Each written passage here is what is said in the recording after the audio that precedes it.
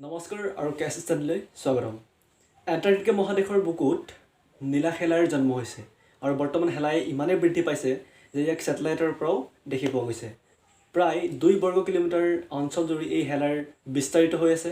বৰফৰ ওপৰত জন্ম হোৱা নীলা শেলাইৰ উপৰি কাষৰীয়া শিলবোৰত নীলা শেলুৱৈৰ জন্ম হৈছে, যাৰ ফলত সমগ্ৰ মানৱ জাতিলৈ এটা ভাবুকি আহি পৰিছে। শেলাই জন্ম হোৱাৰ কাৰণটো আমেৰিকাৰ এটা ৰিচাৰ্চ টিমে ক'ব খোজে যে এইটো গ্ল'বেল ৱাৰ্মিঙৰ ফলত সৃষ্টি হৈছে।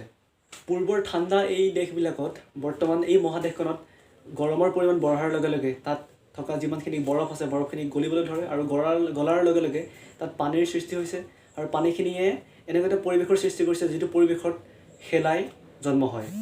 আনহাতে শেলাই জন্ম হোৱাৰ লগে লগে তাত অন্যান্য জীৱ জন্তুৰ জন্ম হ'ব নিশ্চয়, কাৰণ যিখিনি জীৱ জন্তুৱে শেলাইৰ ওপৰত নিৰ্ভৰ কৰি জীয়াই থাকে সেইখিনি জীৱ জন্তুৰ নিশ্চয় শেলাই য'ত জন্ম হ'ব তাত নিশ্চয় থাকিব। গতিকে ক'ব পাৰি যে এণ্টাৰ্কটিকা মহাদেশত বৰ্তমান নতুন নতুন জীৱৰ সৃষ্টি হ'ব আৰু হ'বলৈ গৈ আছে, অতি শীঘ্ৰে সেইখিনি হ'ব। আৰু লগতে তাত থকা যিমানখিনি শেলাই সেই শেলাইখিনি অতি ক্ষিপ্ৰভাৱে ইয়াৰ বিস্তাৰ কৰে। আচলতে এণ্টাৰ্কটিকা মহাদেশ বুলি ক'লে এণ্টাৰ্কটিকাৰ মূল কেন্দ্ৰটোক বুজোৱা নাই। ইয়াত এণ্টাৰ্কটিকাৰ কাষতে এটা আছে পেনিনচুলা বুলি তাক কোৱা হয়। অৰ্থাৎ আমি যদি এটা আইডিয়া লওঁ তেনেহ'লে ভাৰতবৰ্ষৰ পৰা আমাৰ অসমটো যেনেকৈ দূৰ, ভাৰতবৰ্ষটো ধৰি লৈছোঁ আমি সমগ্ৰ এণ্টাৰ্কটিকা মহাদেশখন, আৰু অসমখন যদি আমি পেনিনচুলা ধৰি লওঁ তেনেহ'লে এই অসমৰ যিটো স্থান সেই স্থানত তেনেকুৱা এটা স্থানত শেলাইৰ জন্ম হৈছে। আৰু সেই শেলাইটো ইমানেই বিস্তাৰিতভাৱে বৰ্তমান ইমানেই ক্ষিপ্ৰভাৱে বিস্তাৰিত হৈছে যে ইয়াক ছেটেলাইটৰ পৰাও দেখি পোৱা গৈছে। গতিকে এই মানৱ জাতিৰ বাবে অতি চিন্তনীয় বিষয়। আন এটা কথা উল্লেখযোগ্য যে তাত থকা যিমানখিনি শেলুৱৈ আছে, শিলৰ ওপৰত যিমানখিনি শেলুৱৈ আছে সেই শেলুৱৈখিনি আজিৰ পৰা হাজাৰ হাজাৰ বছৰৰ পৰা আছে তাত, কিন্তু তাৰ যিটো বিস্তাৰ সেই বিস্তাৰটো অতি কম আছিলে। কিন্তু যোৱা 50টা বছৰত ইমানেই তাৰ বিস্তাৰ বৃদ্ধি পাইছে যে ইমান সোনকালে সি ডাঙৰ হ'বলৈ ধৰিছে বা বাঢ়িবলৈ ধৰিছে যে বৰ্তমান চাইণ্টিষ্টসকলে কৈছে যে আৰু কেইটামান বছৰৰ ভিতৰত ইমানেই বৃদ্ধি পাব, হয়তো তাত নতুনকৈ গছ গছনি হয়তো সৃষ্টি হ'বও পাৰে। আমি যদি ভাবোঁ যে শেলাই কেনেকৈ সৃষ্টি হয়, আচলতে শেলাই আমি গম পাওঁ য'ত পানী বেছিকৈ পাই থাকে সেই তেনেকুৱা ঠাইত শেলাইৰ সৃষ্টি হয়। গ্ল'বেল ৱাৰ্মিঙৰ ফলত বৰ্তমান কি হৈছে, তাত বৰফখিনি গলিবলৈ ধৰিছে আৰু বৰফখিনি গলাৰ ফলত সেই বৰফে নিজে এটা নদীৰ সৃষ্টি কৰিছে, সৰু সৰু নদীৰ সৃষ্টি কৰে। আৰু নদীখিনিয়ে যিহেতু তাত পানী একেৰাহে গৈ থাকে নদীখিনিত বা সৰু সৰু জানৰ সৃষ্টি কৰিছে, সেই গৈ থকা একেটা ৰাস্তাতে যিহেতু গৈ থাকে পানীখিনি, তাত তাৰ যিটো পৃষ্ঠভাগ সেই পৃষ্ঠভাগ অতি পিছল হৈ গৈছে।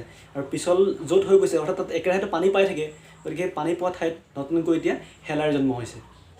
আনহাতে নিশ্চয়কৈ যদিহে গ্ল'বেল ৱাৰ্মিং নহ'লহেঁতেন তেনেহ'লে কিন্তু এই নীলা শেলাইখিনি বা নীলা যিখিনি শেলুৱৈ সেইখিনিৰ সৃষ্টি নহ'লহেঁতেন।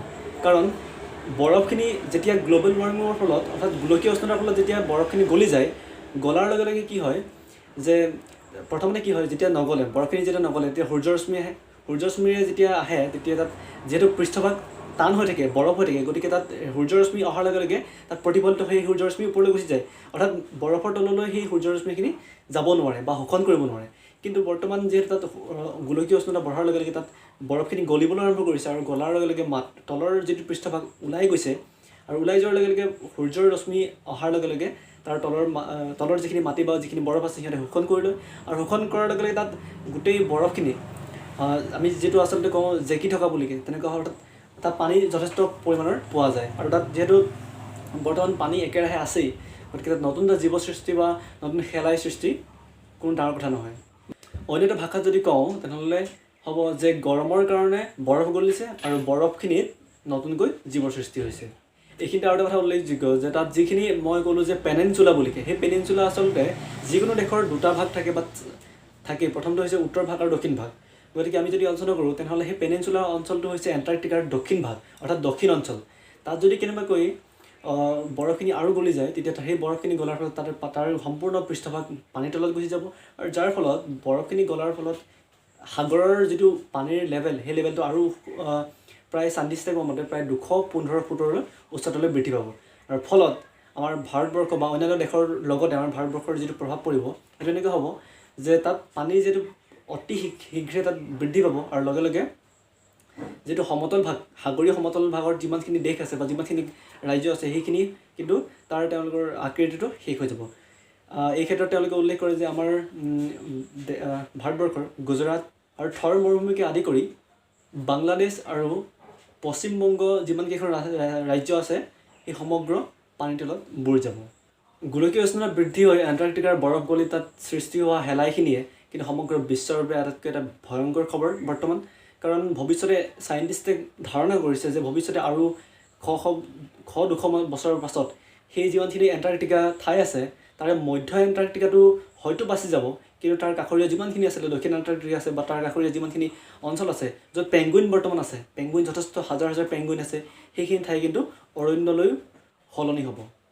গতিকে এই ক্ষেত্ৰত সমগ্ৰ বিশ্ববাসীৰ ওচৰত এটাই কাম আছে, তেওঁলোকে গোলকীয় উষ্ণতা ৰোধ কৰিবলৈ যিমান যি পাৰে সেইখিনি কাৰ্য কৰিব লাগে আৰু গোলকীয় উষ্ণতা যাতে বৃদ্ধি নহয় তাৰ প্ৰতি লক্ষ্য ৰাখি নিজৰ দৈনন্দিন জীৱন চলাই নিব লাগে। গোলকীয় উষ্ণতাৰ ফলত যে কেৱল এণ্টাৰ্কটিকাৰ বৰফ গলিছে বা তাত নীলা শেলাইৰ সৃষ্টি হৈছে এনে নহয়, আমাৰ অজন স্তৰটোও গৈছে।